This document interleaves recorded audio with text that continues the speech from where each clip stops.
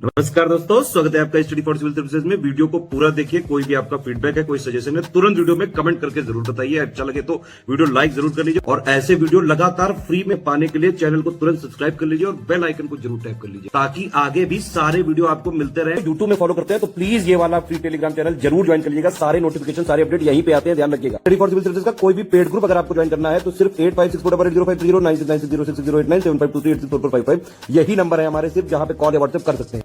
Instagram पे हमारा page जरूर फॉलो कर लीजिएगा, स्टडी फॉर सिविल .सर्विसेज है। ट्विटर पे हमको जरूर फॉलो कर लीजिएगा, @study for civil। इस वीडियो में हम ज्योग्राफी के क्लाइमेटोलॉजी सेक्शन का एक इंपॉर्टेंट टॉपिक डिस्कस करेंगे, ट्रॉपिकल साइक्लोन्स यानी कि उष्णकटिबंधीय चक्रवात। तो चलिए बढ़ते हैं आगे और क्वेश्चन के रूप में इस टॉपिक को डिस्कस करते हैं। हमारा क्वेश्चन पूछ रहा है, उष्णकटिबंधीय चक्रवात कैसे बनते हैं? How tropical cyclones are formed, what are the weather conditions associated with tropical cyclones यानी उष्णकटिबंधीय चक्रवातों से जुड़ी मौसम की स्थितियाँ क्या होती हैं, और साथ ही how they are named worldwide, उन्हें दुनिया भर में नाम कैसे दिया जाता है। साइक्लोन की डेफिनेशन देते हुए हम अपने आंसर की शुरुआत करेंगे। हम बताएंगे साइक्लोन्स आर रोटेटिंग स्टॉर्म्स, घूमते हुए तूफान होते हैं विथ लो प्रेशर सेंटर, जिनके केंद्र में कम दबाव होता है। This low pressure centre is known as the eye of the cyclone. इस लो प्रेशर को तूफान की आंख या आई ऑफ द साइक्लोन के रूप में जाना जाता है। साइक्लोन्स दो तरीके के होते हैं। जो उष्णकटिबंधीय क्षेत्रों में साइक्लोन्स बनते हैं उन्हें ट्रॉपिकल साइक्लोन्स या उष्णकटिबंधीय चक्रवात कहा जाता है। जो समशीतोष्ण जगहों पे बनते हैं उन्हें एक्स्ट्रा ट्रॉपिकल साइक्लोन्स या टेम्परेट साइक्लोन्स कहा जाता है। अब जो क्वेश्चन पूछ रहा है ट्रॉपिकल साइक्लोन के बारे में, तो हम ट्रॉपिकल साइक्लोन को एक्सप्लेन करेंगे। हम बताएंगे ट्रॉपिकल साइक्लोन्स ये दोनों गोलार्धों में, दोनों हेमिस्फेयर में 5 डिग्री से 20 डिग्री या समटाइम्स 30 डिग्री के अक्षांश या लैटिट्यूड के बीच में बनते हैं। ये आमतौर पर कम एरिया को कवर करते हैं।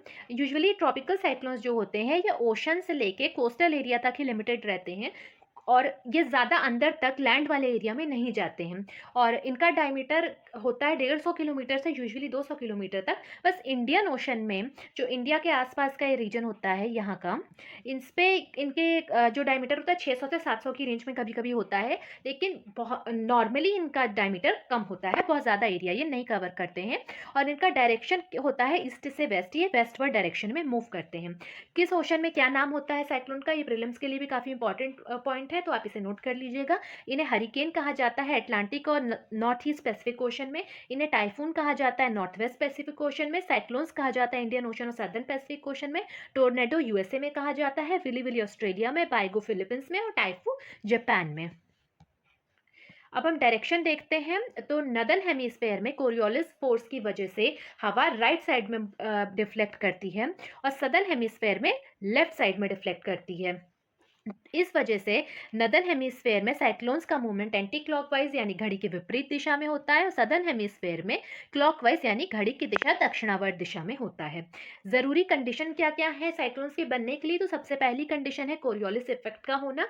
क्योंकि इक्वेटर पे कोरियोलिस इफेक्ट नहीं होता है, इस वजह से इक्वेटर पे साइक्लोन्स भी नहीं बनते हैं। तो 5 डिग्री से लेकर के 20 से 30 डिग्री तक इसीलिए साइक्लोन्स बनते हैं, क्योंकि यहाँ पे कोरियोलिस इफेक्ट अच्छा पाया जाता है। तो इसीलिए कोरियोलिस इफेक्ट का होना जरूरी होता है, सबसे पहली कंडीशन है। उसके बाद सी सरफेस टेम्परेचर का 27 डिग्री सेल्सियस तक होना जरूरी है, क्योंकि लो प्रेशर रीजन चाहिए होता है साइक्लोन के बनने के लिए। तो लो प्रेशर क्रिएट होगा तभी, जबकि सरफेस का टेम्परेचर ज़्यादा होगा। तो जब 27 डिग्री सेल्सियस अराउंड टेम्परेचर होगा सी सरफेस का, तभी साइक्लोन्स बनेंगे। फिर जो एयर ऊपर उठती है इसकी रैपिड कूलिंग भी ज़रूरी होती है साइक्लोन को गति देने के लिए, साइक्लोन्स के बनने के लिए। ह्यूमिडिटी हाई होनी चाहिए साइक्लोन के बनने के लिए, और किसी तरीके का एटमॉस्फेरिक डिस्टर्बेंस अगर पहले से एग्जिस्ट करता है तो वो भी हेल्प करता है।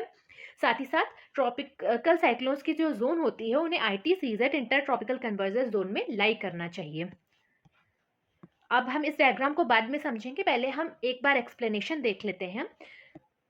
एक्सप्लेनेशन देखते हैं हम कि ट्रॉपिकल साइक्लोन्स कैसे बनते हैं, प्रोसेस क्या होती है। तो ट्रॉपिकल रीजन में जब टेम्परेचर सी का, जो समुद्र की सतह का तापमान 27 डिग्री सेल्सियस तक हो जाता है, तो लो प्रेशर क्रिएट हो जाता है। अब जो सरफेस के ऊपर की जो हवा है वो ऊपर उठने लगती है, साथ ही साथ जो समुद्र की सतह का मॉइस्चर है उसको लेकर के ये ऊपर उठती है, और जो कोस्टल एरिया से ठंडी हवा है वो सरफेस की तरफ, समुद्र की ये लो प्रेशर वाली सरफेस की तरफ आने लगती है लैंड से।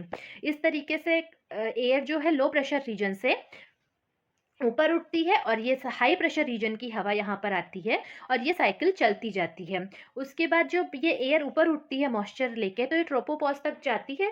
पहले क्यूमुलो निम्बस क्लाउड नीचे से बनने शुरू होते हैं, ये हॉरिजॉन्टल डायरेक्शन में बनेंगे। फिर उसके बाद ट्रोपोपॉज तक जाएंगे, ये वर्टिकल डायरेक्शन में फैलने लगेंगे और एयर स्टार्ट्स डाइवर्जिंग। फिर यहाँ से एयर डाइवर्ज करने लगेगी। देखिए यहाँ पे लो प्रेशर रीजन है।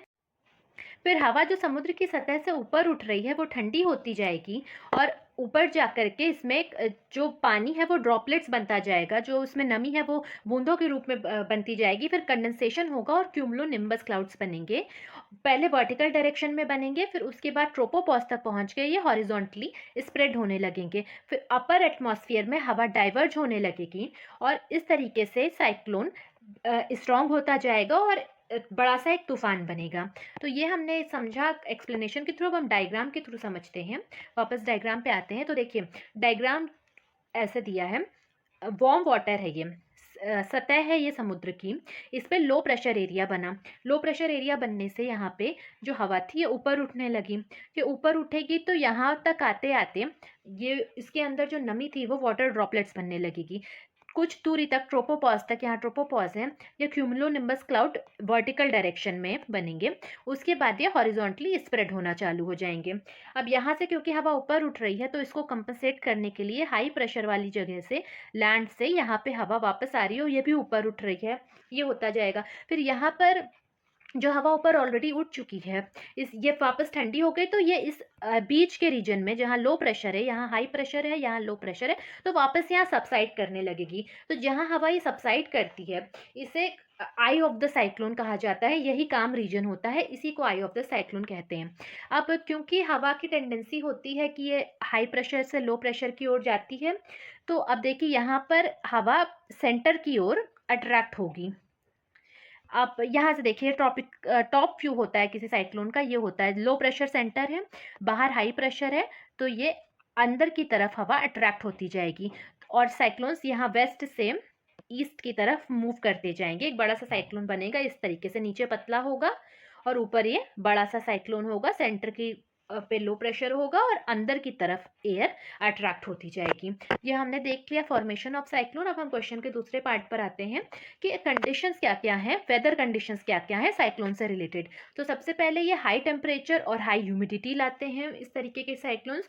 दूसरा जो थिक क्यूमुलोनिम्बस क्लाउड बनते हैं ये बहुत हैवी रेनफॉल करते हैं और साथ ही साथ विंड बहुत वायलेंटली, बहुत हिंसक तरीके से हवा का प्रभाव होता है।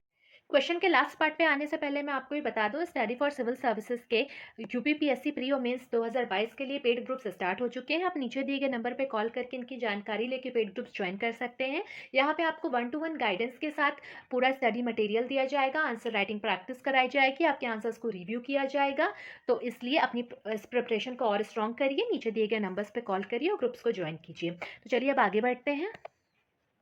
अब हम क्वेश्चन के थर्ड पार्ट पर आते हैं कि ट्रॉपिकल साइक्लोन्स का नामकरण कैसे होता है।